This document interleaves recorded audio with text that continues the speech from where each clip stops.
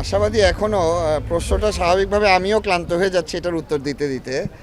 এটা এখন আমরা অফিসিয়ালভাবে আমাদেরকে এখনও কিছু জানানো হয়নি, তো সেই ক্ষেত্রে আমরা এখনও পুরোপুরি আশাবাদী যে উনি আসতে পারবেন এবং খেলতে পারবেন। জি, আমার সাথে কথা হয়েছে। আমি কয়েকটা প্রশ্ন করেছিলাম ওনাকে রিসেন্ট কিছু নিউজ দেখার পর, যেগুলো উনি আমাকে বলছে ওগুলো একটাও সত্যি না, উনি নাকি ওগুলো বলেনি।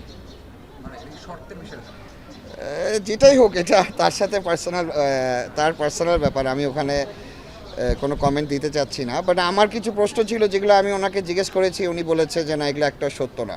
আশার ব্যাপারে কি বলেছেন? উনি নিজে আশাবাদী না, উনি এখনো ওরকম কিছু বলেনি, উনি এখনো কিছু ওভাবে বলেনি।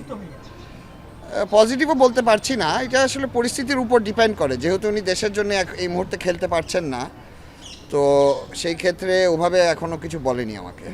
আচ্ছা, যদি সাকিব না খেলেন বা তাও আপনাদের তো একটা ক্যাপ্টেন ঠিক করতে হবে। আপনারা কি ক্যাপ্টেন ঠিক করেছেন? পাশে একজন আছেন অভিজ্ঞ, অনেক ফরম্যাটে অনেক জায়গায় ক্যাপ্টেন্সি করেছেন। আচ্ছা, তো হ্যাঁ, ওনার সাথেও আলোচনা করব, দেখি কি বলেন উনি। আরও বাকি এরাও আছে, সবার সাথে আলোচনা করে ওভাবে একটা সিদ্ধান্ত নিব।